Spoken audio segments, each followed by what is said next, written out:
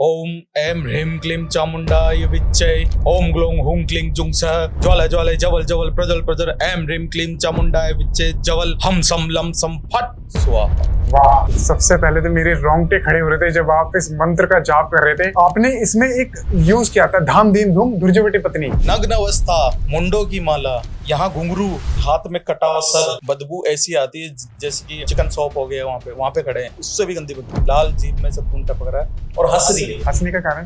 हंसने का कारण है हमें परीक्षा लेना, डराना। वो कोई आम हंसी नहीं होती, वो भयानक हंसी होती है। गूज बम्स खड़े हो जाए, बस ऐसे निकलते प्राण निकलते हैं। पंचमुंड में एक नर का आता है, एक सांप का आता है, एक बंदर का आता है, एक किन्नर का आता है और एक लेडीज का आता है। गुरु जी, दिवाली वाले दिन माँ लक्ष्मी की तो पूजा की ही जाती है, पर उस दिन खतरनाक प्रकार के तंत्र, टोने, टोटके, काले जादू, वशीकरण भी किए जाते हैं। यही है दिवाली का जो असली जो मीनिंग है, वो यही है। उस समय हम लक्ष्मी की पूजा क्यों करते हैं? क्योंकि लक्ष्मी लुप्त हो गई थी, उस लक्ष्मी को लाने के लिए। ज्ञान की पूजा क्यों करते हैं? क्योंकि ज्ञान लुप्त हो गया था, उसको लाने के लिए दिए क्यों जगाते हैं? क्योंकि अंधकार होता है। इस समय तंत्र मंत्र, जादू टोने, स्तंभन, मारण विद्या, कुछ भी कर लो, एक दिन में सफल हो जाएगी। एक दिन में, एक रात में। ये वो महारात्रि है जो कभी नहीं आती। कहते हैं कि अगर कोई भी व्यक्ति माँ धूमावती को सिद्ध कर ले, साधना कर ले माँ की, तो हर प्रकार के तंत्र, टोने, टोटके से वो बच सकता है। किसी बड़ी से बड़ी शक्ति उस पर काम नहीं करेगी। ये सच बात है। अगर 64 योगिनों को सिद्ध करना चाहे तो 64 बार सिद्धि करनी पड़ती है या एक बार में सारी? नहीं, एक बार में एक ही। अच्छा, एक बार में एक? हाँ, इतने में इतना ही मिलेगा, क्योंकि इतना आसान नहीं है ना तुमको सिद्ध करना। मैंने आपको बताया था लक्ष्मी कोई देवी नहीं है। लक्ष्मी माँ कोई देवी नहीं है। लक्ष्मी का मतलब होता है लक्ष्यामी, मतलब हमें लक्ष्य देने वाली, जिससे हम आगे सक्सेस हो जाए। और ये काम करती है माँ कमला, 10वीं महाविद्या। पर आप जो बता रहे हैं कि माँ लक्ष्मी कोई देवी नहीं है, ये कंट्रोवर्शियल हो सकता है।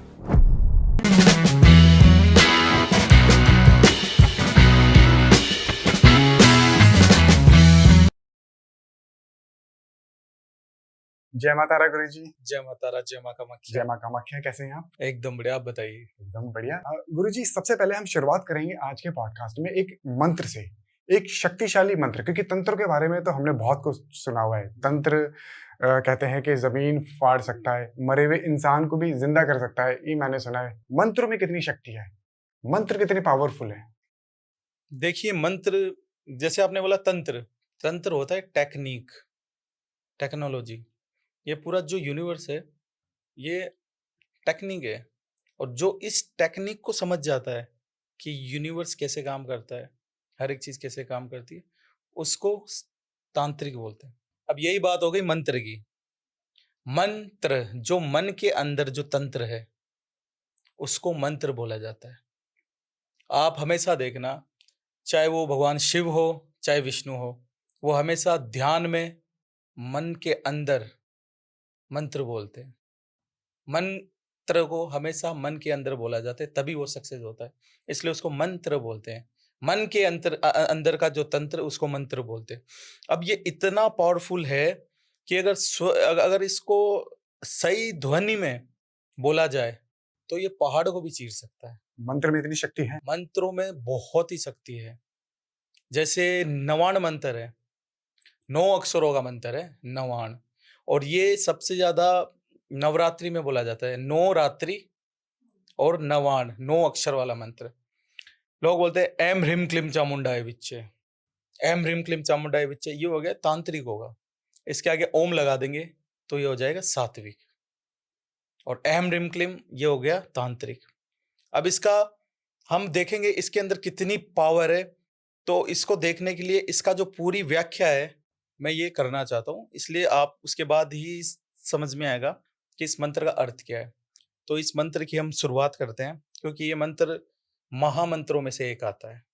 महामंत्रों में से एक आता है। जैसे महामंत्र में मृत्युंजय महादेव है, ठीक है, और नवाण मंत्र, ये महामंत्र है, ठीक है, ये नॉर्मल मंत्र नहीं है, ये महामंत्रों में से आता है। तो इसकी हम शुरुआत करते हैं माँ का नाम लेके। जय माता। ओम ऐं ह्रीं क्लीं चामुण्डाय विच्चै ओम ग्लौं हुं क्लीं जुं सः ज्वाला ज्वालय जवल जवल प्रज्वल प्रज्वल ऐं ह्रीं क्लीं चामुण्डाय विच्चै जवल हम सम लं सम फट स्वाहा। नमस्ते रुद्र रूपिणी, नमस्ते मधुधनी, नमस्ते केटहारिणे, नमस्ते महिषासुरमर्दिनी, नमस्ते शुभंत्रे चसुम्नि धात्री, जागृति माँ देवी सिद्धि कृष्य में, अब आता है ओम आ गया, एम ह्रीं क्लीं, अहंकारी सृष्टि रूपाय, जिसने सृष्टि बनाई है वो है एम।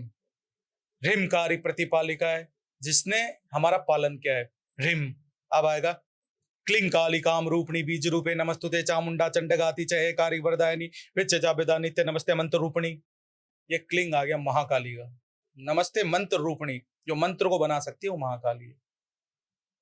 अहंकारी सृष्टि रूपाय ह्रींकारी प्रतिपालिका क्रींकारी काम रूपणी बीज रूपे नमस्तुते चामुंडा चंडघाती चयकारी वरदायनी विच्चा बेदा नमस्ते मंत्र रूपणी। फिर आता है धाम धिम दुम धूजट पत्नी, वो होता है माँ की चाल को दर्शाता है। धाम धिम दुम धूजट पत्नी, वांग विंग बुंग वाक सिद्धेश्वरी, वाक सिद्धि, जो मुंह से बोल दे वही सच। क्रम क्रिम कुं कालिका देवी, साम सिम में सुम्भ कुरु, हुंग हुंग हुंकार रूपणी, जम्ब जम्ब जम जम्ब नाथनी, राम ब्रिम बुम भैरवी बरदे भवानी ते नमो नमः। फिर आता है इसके जो अक्षर है, अम कम चम टम तम पम यम शम विम दुम एम विम हम सम, धी जाग्रह त्रोतेम तोतेम दीप्तम कुरु स्वाहा, पांग पिंग पुम पार्वती पूर्णा, खाम किम कुम खेची तथा साम सिम तुम सपसती दिव्य श्री कृष्ण में।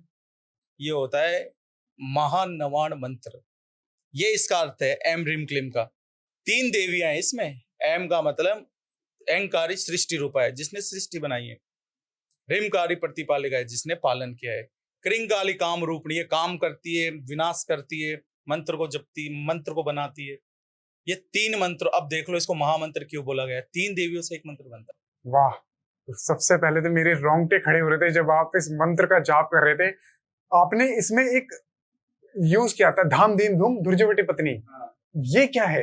ये माँ की चाल को दर्शाता है। फिर हाम हिम हूम, मतलब क्या था ये? उसके बारे में गुरुजी थोड़ा। ये माँ की चाल, माँ की ढाल, माँ कैसे दिखती है, ये उसके ऊपर बताता है। धाम धिम दुम धूजट पत्नी, वांग विंग बुंग वाक सिद्धेश्वरी, मतलब वांग विंग बुंग वाक सिद्धेश्वरी, वर्ण व मतलब वाक सिद्धेश्वरी, जो बोल दे वो सच हो जाता है। क्राम क्रिम कुम कालिका देवी, हर कार्य को सफल करने के लिए काल की जरूरत है, और वो काल कौन है? महाकाली। ठीक है। क्राम क्रिम कुम कालिका देवी, साम सिम में शुंभ कुरु, साम सिम में शुंभ कुरु, शुंभ निशुंभ को जानते हो, उनका वध किया। हुंग हुंग हुंकार रूपणी, जब वो आती है हुंकार भरते हुए आती है। माता की जब हुंकार सुनोगे ना तो दूर दूर तक आदमी पागल हो जाता है। इस तरीके से आती है। तो ये माता का वर्ण है। और इस मंत्र को, वो तो देखो मैंने माँ की आज्ञा से यहाँ बोला है, इस मंत्र को कहीं बोला नहीं जाता। इस मंत्र को एकांत में ही जपा जाता है। ये महामंत्र है। अगर ये ध्वनि सुन के आपके गूज़बम्स आ गए तो सोचो भूत प्रेतों की क्या हालत होती है। बहुत ही पावरफुल मंत्र है। अच्छा, इस मंत्र को पढ़ने के लिए कोई भी नॉर्मल व्यक्ति पढ़ सकता है या इसके लिए कुछ सिद्धि करनी पड़ती है? दीक्षा होती है इसकी, दीक्षा लेनी पड़ती है। नवाण मंत्र की हमेशा दीक्षा होती और क्या शक्ति रहेगी अगर मैंने इस मंत्र को सिद्ध करना पड़ता है? है। इस मंत्र को सिद्ध करना पड़ता मैंने अगर सिद्ध कर लिया? है। सिद्ध कर लिया, 3 देवियों को सिद्ध कर लिया। 3 दिव्य को सिद्ध कर लिया? हाँ। मतलब 3 दिव्य। एम ह्रीं क्लीं, 3 देवी को सिद्ध कर लिया। 3 देवी की शक्ति है इसमें। ज्ञान आएगा, धन आएगा, शक्ति आएगी। तो व्यक्ति सिर्फ अच्छे काम करवा सकता है देवियों से? कुछ भी करवा लो। गलत काम भी? सिद्ध होने के बाद माँ आपका हर काम करे। गलत काम भी? गलत काम भी तब जब आपको माँ को भाव से आंसू देने पड़ेंगे, मतलब भाव दिखाना, रोना पड़ेगा उसको बच्चे की तरह। बच्चे के लिए तो हर माँ किसी से भी लड़ ले। मैंने माँ को सिद्ध कर लिया नवाण मंत्र के द्वारा। अब मैं किसी के ऊपर मारण क्रिया करवाना चाहता हूँ, तो क्या माँ मारण क्रिया करेंगी? अगर मैं झूठे आंसू बहाऊंगा, माँ, आपने कहा कि माँ के सामने आंसू बहाने पड़ेंगे। नवाण मंत्र आपको एक बुक है इंद्रजाल, महाइंद्रजाल, उसमें नवाण मंत्र के 6 क्रम दिए हुए हैं।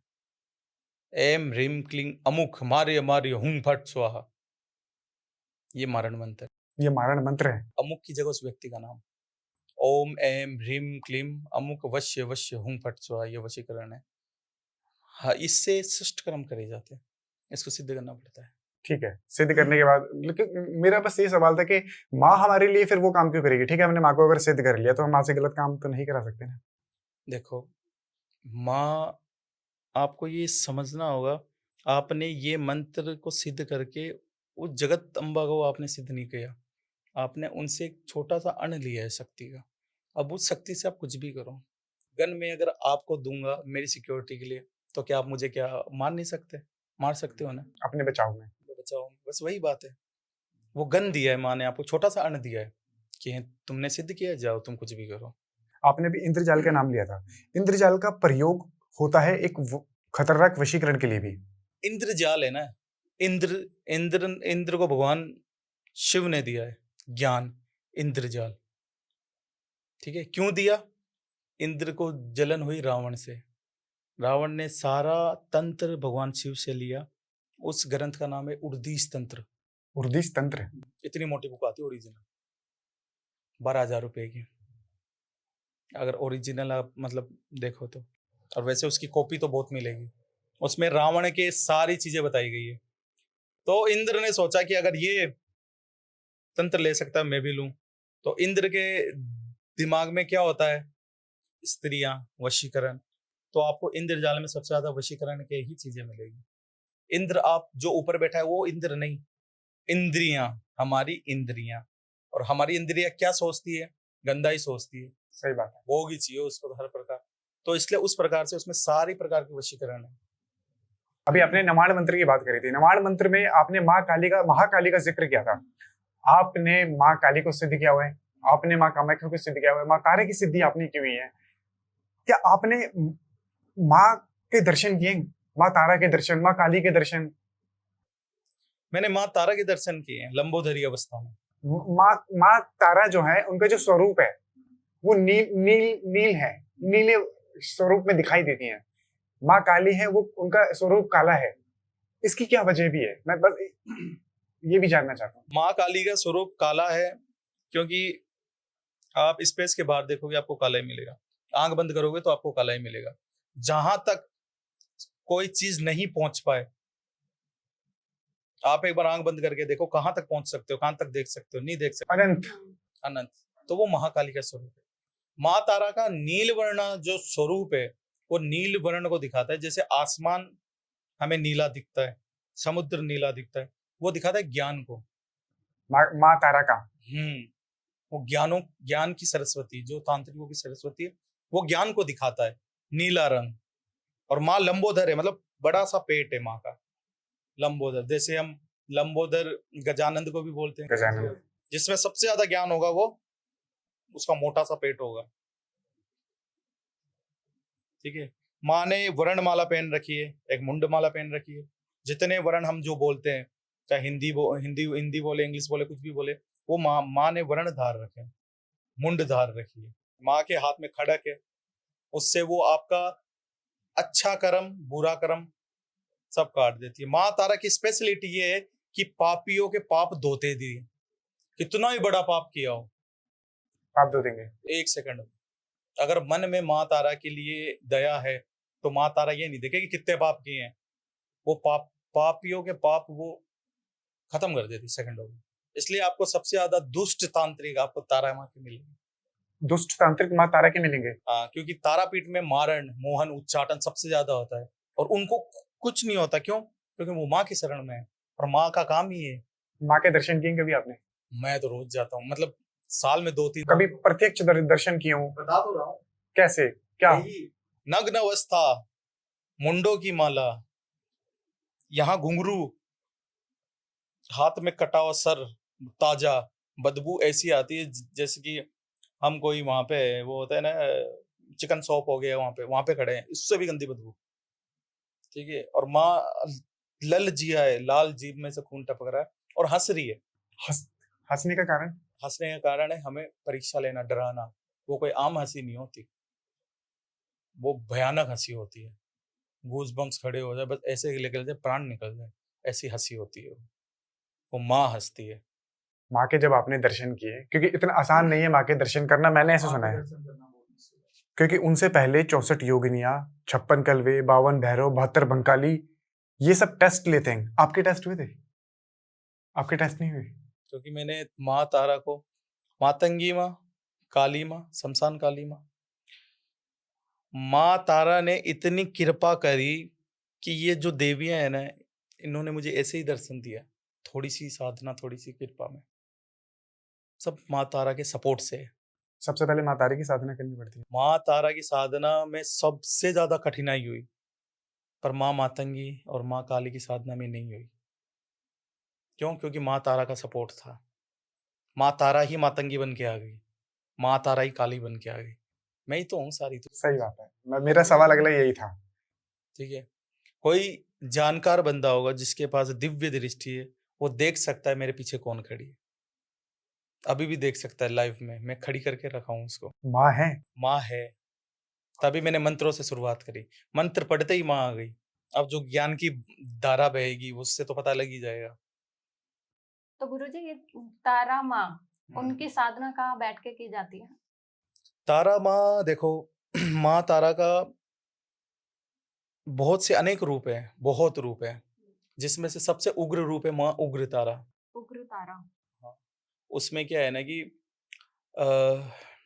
हूंकारमयी देवी बलि होम प्रिय नमः उग्र तारा नमस्तुभ्य। हम उग्र तारा को नमस्ते करते हैं, क्यों? वो हुंकार करके आती है, उनको बलि और होम दोनों चाहिए। बलि भी चाहिए। हाँ, और ये शमशान में होती है। पंचमुंड की अगर आप साधना करोगे तो माँ तारा प्रसन्न होती है। शमशान में पंचमुंड की अगर साधना करोगे तो माँ उग्र तारा, जहाँ बलि लगती है वहां उग्र तारा आ जाती है। माँ अपने वो फॉर्म में आ जाती है जिसका कोई अंत नहीं है। बड़ी से बड़ी शक्ति कोई अंत नहीं कर सकती, पीछे हट जाती है। माँ तारा के अंदर ही 64 योगिनी है, 52 भैरव है, तो वो लोग हमारा कुछ नहीं कर सकते। गुरुजी माँ तारा की जो पंचमुंडी साधना है, अगर कोई माँ तारा को सिद्ध करना चाहे, क्योंकि बहुत सारे लोग, हर दूसरा बंदा कहता है कि मैंने माँ काली को सिद्ध किया हुआ है, बहुत कम है जिन्होंने, मैंने सुना है कि उन्होंने माँ तारा को सिद्ध किया हुआ है। माँ तारा को सिद्ध करना, जैसे कि लोगों को ये नहीं पता कि पंचमुंड की साधना कैसे कैसे होती है? वो लोग 5 मुंड लगा लेते हैं। और बैठ जाते हैं। पंचमुंड में एक नर का आता है, एक सांप का आता है, एक बंदर का आता है, एक किन्नर का आता है और एक लेडीज का आता है। एक किन्नर का भी नर? हाँ, नर। सांप का आता है, एक बंदर का आता है, सर कपाल। उससे बनती है पंचमुंड, उससे साधना होती है। सिर्फ एक स्पेसिफिक आदमी से नहीं बनती। कितना समय लग जाता है अगर माँ की कोई साधना करना चाहे तो? माँ की देखो, पंचमुंड की साधना करने से पहले जैसे ही वो आदमी उस पे बैठता है ना, या तो वो जिएगा या मरेगा, उस समय ही उसको सोचना चाहिए। इतनी खतरनाक है? बहुत खतरनाक होती है, पहले ही चीजें आ जाती है कि हाँ भाई हमें भोग दे दो। किस प्रकार का भोग मांगते हैं?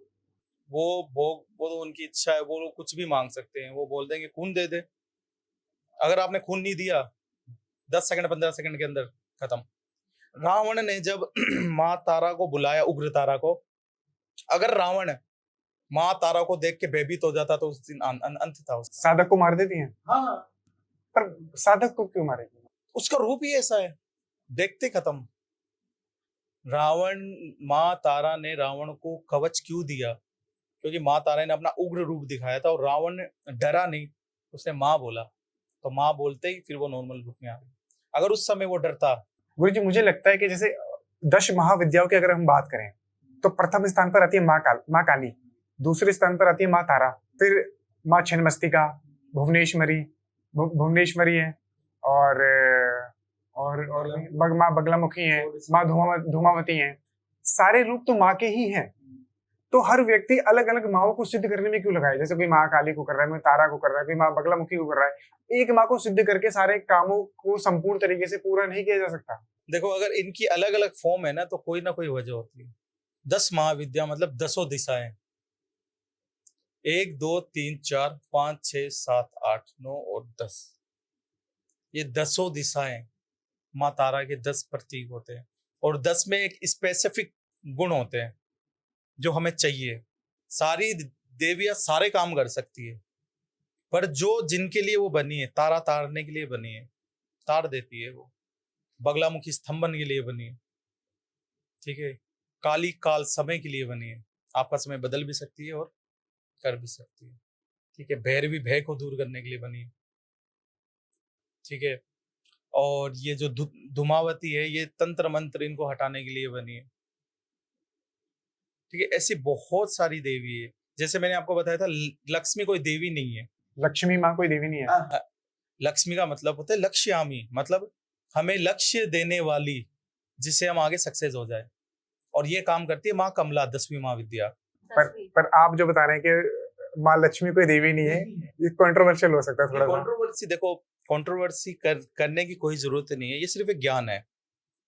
10वीं महाविद्या कमला है, जिसके हाथ में धन है।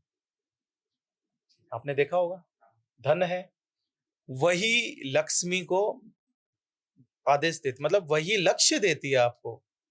आप अगर लक्ष्मी की पूजा करोगे तब आपको धन की वर्षा नहीं होगी, आपको एक लक्ष्य मिल जाएगा कि हाँ मुझे ये काम करना है, तो हमें पैसे मिलेंगे। माँ धूमावती की बात अपनी अभी करी थी। कहते हैं कि अगर कोई भी व्यक्ति माँ धूमावती को सिद्ध कर ले, साधना कर ले माँ की, तो हर प्रकार के तंत्र टोने टोटके से वो बच सकता है। किसी बड़ी से बड़ी शक्ति उस पर काम नहीं करेगी। ये सत्य बात है। हाँ, तो यही अगर वो माँ काली को सिद्ध कर ले, माँ तारा को सिद्ध कर ले, तो क्या ये चीज तब लागू नहीं हो सकती? देखो मैंने कहा ना इनके स्पेसिफिक वो होते हैं, क्योंकि अगर माँ तारा को आपने मतलब किया है, किस कारण किया है कि वो हमें तार दे। ठीक है। अब माँ तारा की प्रोटेक्शन चाहिए तो माँ तारा का कवच का अनुष्ठान करना पड़ता है।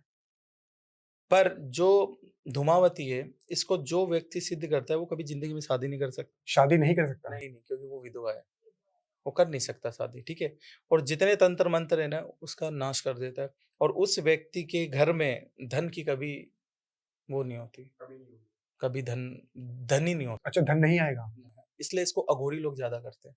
मैंने सुना था, एक वीडियो मैंने देखी थी, एक साधक है, एक तांत्रिक है, मैं नाम नहीं लूंगा, वो बोल रहे हैं कि आप माँ धूमावती की साधना करें और इतने दिन की साधना है, मैं साधना दे रहा हूँ। अब आपने जैसे बताया कि भाई जो सिद्ध करेगा, ये जो साधना करेगा, उसके कभी धन शादी नहीं कर सकता, वो धन नहीं उसके घर में आएगा। तो ये चीज वो व्यक्ति नहीं बता रहा। देखिए, ज्ञान की कमी है, इसलिए ही उनको यही नहीं पता कि धूमावती कौन है। वो महाविद्या है। एक होती है विद्या, एक उपविद्या, एक महाविद्या। विद्या के अंदर ये जो हमारे पितृ लोग होते हैं ये आते हैं। उपविद्या के अंदर ये 64 योगनिया, चौगानन, मदानन, शीतला माता, ये आती है। फिर आती है महाविद्या, क्लास की टॉपर।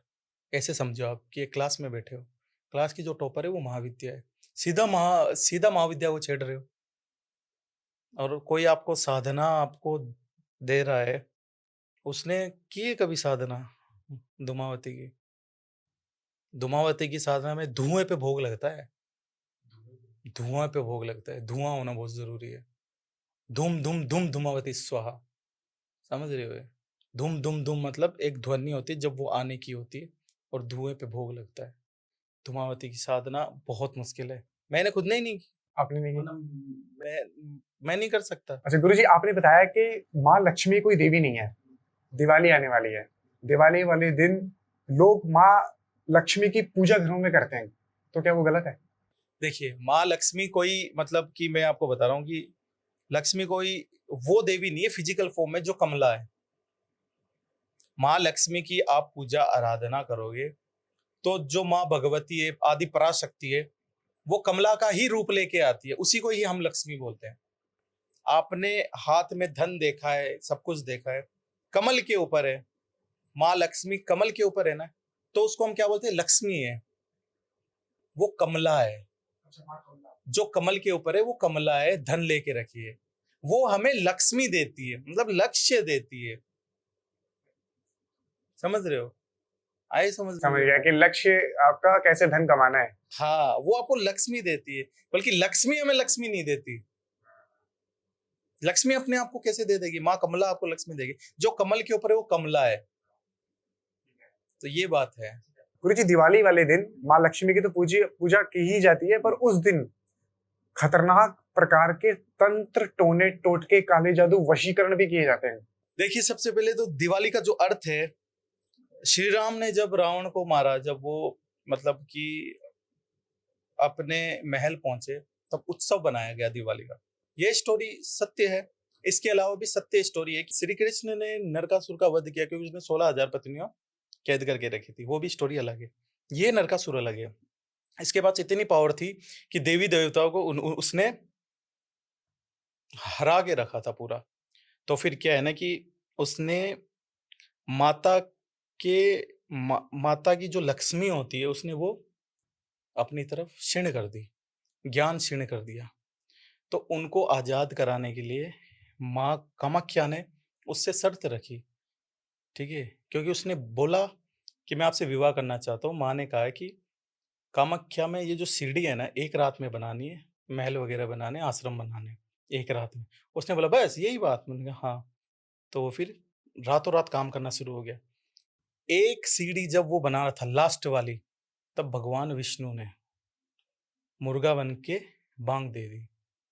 अब वो था राक्षस, उसको तो दिमाग था नहीं कि सूर्य उदय हुआ है, उसको तो पता लगा कि सूर्य उदय हो गया, तो वो हार मान के बैठ गया। ठीक है? तो यहाँ से वो हार जाता है और माँ उसका अंत कर देती है। उसके बाद उसका अंत होने के बाद संसार में अंधकार छा जाता है, क्योंकि लक्ष्मी और ज्ञान दोनों क्षीण हैं। ठीक है? अंधकार छा जाता है, तब माँ उस समय बोलती है, उस समय यही है दिवाली का जो असली जो मीनिंग है, वो यही है। उस समय हम लक्ष्मी की पूजा क्यों करते हैं? क्योंकि लक्ष्मी लुप्त हो गई थी, उस लक्ष्मी को लाने के लिए। ज्ञान की पूजा क्यों करते हैं? क्योंकि ज्ञान लुप्त हो गया था, उसको लाने के लिए दिए क्यों जगाते हैं? क्योंकि अंधकार होता है। और इस बार जो ये दिवाली आ रही है, ये नरक चतुर्थी में आ रही है, मतलब वो नरकासुर वाली दिवाली है।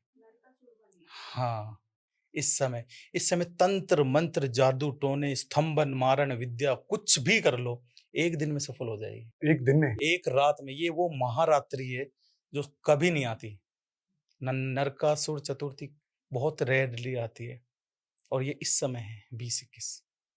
ये जो आपने गुरुजी बात बताई है, मतलब उस दिन माँ लक्ष्मी की भी पूजा हो रही है, माँ सरस्वती की भी पूजा इसी वजह से हो रही है और दिए भी जलाए जा रहे हैं। मेरे लिए भी नया था और बहुत सारे लोगों के लिए ये कॉन्सेप्ट नया होगा। नरकासुर जब मरा तब उसने अंधकार फैला दिया और उसने अपने काफी चीजें बिखरा दी। उसको सही करने के लिए हम लोग दिवाली बनाते हैं। दिवाली बनाते हैं कि आसमान में रोशनी रहे। ओह! तो इसलिए क्या है ना कि हम लोग इसलिए ही दिवाली को इतना महत्व देते हैं। दिवाली के दिन लोग बोलते हैं कि घर की दिवाली घर पे ही मनाओ, बाहर नहीं निकल सकते, क्योंकि उस समय अंधेरा कब किस पे छा जाए। उस समय सबसे ज्यादा अटैक होते हैं, जिन जिन्नात, खबीज, भूत प्रेत, डाकनी शाकनी पिशाचनी। कोई भी स्त्री बाहर घूमेगी अटैक करेगी। उस समय सबसे ज्यादा तंत्र होता है। कोई किसी के घर भी तंत्र फेंक सकता है, मार सकता है। जिसको शत्रु बाधा हो वो शत्रु को हटा सकता है, जिसको बदला लेना हो बदला ले सकता है 1-2 घंटे के अंदर, अगर वो अच्छा जानकार है तो। नहीं तो वो कुछ नहीं कर सकता, पूरी रात वो जप ले। 1-2 घंटे के अंदर? इतनी पावरफुल रात्रि होती है, महाकाल रात्रि है। काल रात्रि भी बोलते हैं इसे, काली चौदस भी बोला जाता है। पर क्या कारण है कि इसी दौरान दिवाली के आसपास ये शक्तियां तीव्र हो जाती हैं? ऐसा क्या हो जाता है कि जो भी अटैक कर रहा है, मारण का, वशीकरण का, शत्रु विनाश का बहुत जल्दी असर दिखाता है? वो इसलिए दिखाता है, पहली बात तो ये काल रात्रि है। काल रात्रि में चंद्रमा नहीं होता, और जहां चंद्रमा नहीं है वहां अंधकार का राज है। अंधकार की देवी महाकाली, और महाकाली के गण भूत प्रेत पिशाच, जो महाकाल के गण है। उस समय वो लोग ओपनली रहते हैं, पूरी सृष्टि का भ्रमण करते हैं। ठीक है, तो उस दौरान फिर उनको पकड़ा भी जा सकता है? उस समय उनसे काम भी कराया जा सकता, पकड़ा भी जा सकता है, उनको भेजा भी जा सकता है। इसलिए उन इतनी शक्तियां भ्रमण पे रहती है कि आप किसी को भी सिद्ध कर सकते हो। सिद्ध कर सकते हैं रात। रातों रात? सिर्फ इसी दौरान? अगर कोई व्यक्ति किसी एक प्रेत को उस दौरान सिद्ध करना चाहे? जैसे कि अभी एक मूवी आई थी महाअवतार नरसिम्हा। हाँ जी, हाँ जी। उसमें स्टार्टिंग में दिखाते हैं कि दो भाई है ना, वो एक तो हिरण्याक्ष और एक हिरण्यकश्यप। वो कैसे पैदा हुए थे? जब महाकाल अपनी सेना लेके, मतलब महादेव भ्रमण पे निकले थे काल रात्रि में, उस दिन उनका हुआ था। ठीक है, संभोग क्रिया हुई थी। संभोग क्रिया हुई थी। उसके बाद उसका हस्बैंड उसको क्या बोलता है कि तू मूर्ख है, जब इतने भूत पिशाच फिर रहे हैं, उस समय हमने ये क्रिया की है, अब तो राक्षस ही पैदा होंगे। और सही में राक्षस ही पैदा हुए। सही बात है। काल रात्रि में सारी चीजें ब्रह्मांड पे निकलती है। जो चीज की सिद्धि कर सको वो कर लो, क्योंकि महाकाली के अंदर 10 महाविद्या भी आती है, 9 दुर्गा भी आती है, 64 योगिनी भी आती है। कोई भी सिद्धि कर लो, 64 योगिनी कर सकते हैं? सब ब्रह्मांड पे निकलती है। अगर 64 योगिनी को सिद्ध करना चाहे तो 64 बार सिद्धि करनी पड़ती है या एक बार में सारी? नहीं, एक बार में एक ही। अच्छा, एक बार में एक? हाँ, इतने में इतना ही मिलेगा, क्योंकि इतना आसान नहीं है ना वो तुमको सिद्ध करना। 64 योगिनी है, वो भी देवी के बराबर टक्कर की है। समझ रहे हो? योगनियां बहुत पावरफुल होती है, क्योंकि वो तप योग से बनी हुई होती है। दिवाली के दौरान में गुरुजी, अगर कोई, जैसे आपने बिल्कुल सही बात कहा कि मना किया जाता है लोगों को बाहर निकलने से, कहा जाता है कि दिवाली सिर्फ अपने घर पर ही बनाई जाए। बाहर चाक चौराहे पे टोटके पड़े होते हैं, पैर लग जाता है तो प्रेत भी लग सकता है। तो ऐसे में कोई व्यक्ति अगर कहीं जा रहा है तो क्या अपने साथ कुछ सुरक्षा कवच बना के सकता है? माँ का कोई कवच बना ले? देखो, एक दिन में तो कुछ बनेगा नहीं। मैंने आपके पॉडकास्ट में एक मंत्र बताया था हनुमान जी का, उसको सिद्ध कर लो। एक ही माला जपनी पड़ती है।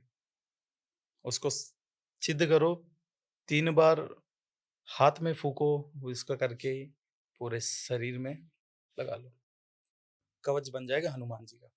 पर उसके लिए भी एक माला जपनी पड़ेगी, मतलब 108 मनके की माला जपनी। ठीक है। अगर उस दौरान कोई खुराफाती आदमी जो प्रेत सिद्ध करना चाहता है दिवाली के दिन, कैसे कर सकता है?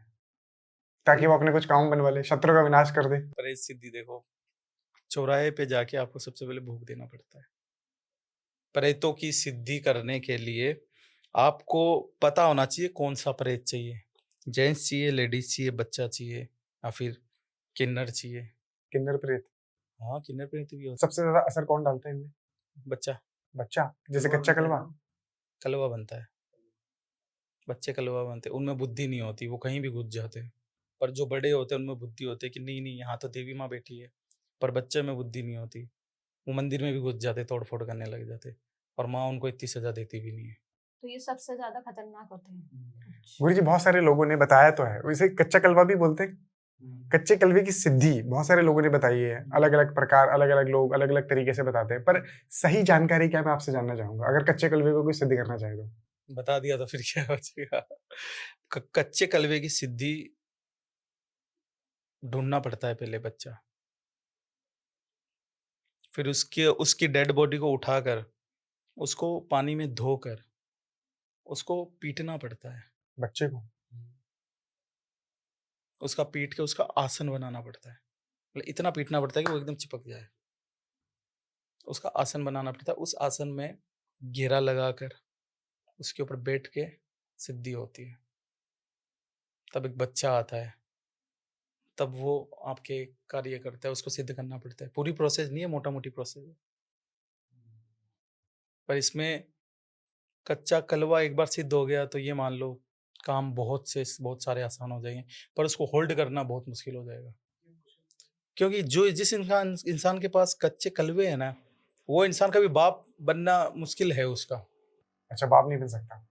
मुश्किल है, बहुत मुश्किल है। पहले कच्चे कलवे को हटाना ही पड़ता है। तो ये क्या क्या काम कर सकता है? सब कुछ कर सकता है, बुरे काम भी? बच्चा है ये, कहीं भी घुस जाए। मारण भी कर सकता है? बच्चा है, बच्चे को क्या मतलब है? हाँ भाई, आपको ना टॉफी दूंगा मैं, भोग दूंगा, मतलब आप ये काम कर दो, बच्चा तो कर ही देगा। सिर्फ फिजिकल मतलब दिखेगा नहीं, सिर्फ उसकी आत्मा होगी जो काम, सिर्फ उसी को दिखेगा। अब जैसे मैंने आपके ऊपर छोड़ दिया तो आपको दिखेगा, आपको दिखेगा ऊपर कौन चल रहा है, वो तो ऐसे ही करता है, वो तो ऊपर चलता है। ठीक है, ठीक है, ठीक है। अगर किसी के ऊपर कोई कच्चा कलवा छोड़ दिया है, उसे भी नहीं पता कि मेरे पे छोड़ दिया है, उसके क्या लक्षण होते हैं? कैसे पता चलेगा कि कच्चा कलवा छोड़ा हुआ है? बच्चे के सपने आएंगे उसको। अच्छा, अगर बच्चे के सपने आएंगे ज्यादातर? हाँ, ज्यादातर बच्चे के सपने आएंगे। और क्या लक्षण हो सकते हैं? बच्चा ये कि बच्चा सपने में सुसाइड कर रहा है, और उसको कुछ अजीब सी चीजें विजन होगी। जैसे विजन हम ऐसे सोचते हैं ना, खुली आंखों से सपना देखना, उस तरीके से वो सपना देखेगा, डरावने, घबराहट होगी, पसीने आते रहेंगे, अचानक से डर रहेगा शरीर में। ये होते हैं कच्चे कलवे के निशान।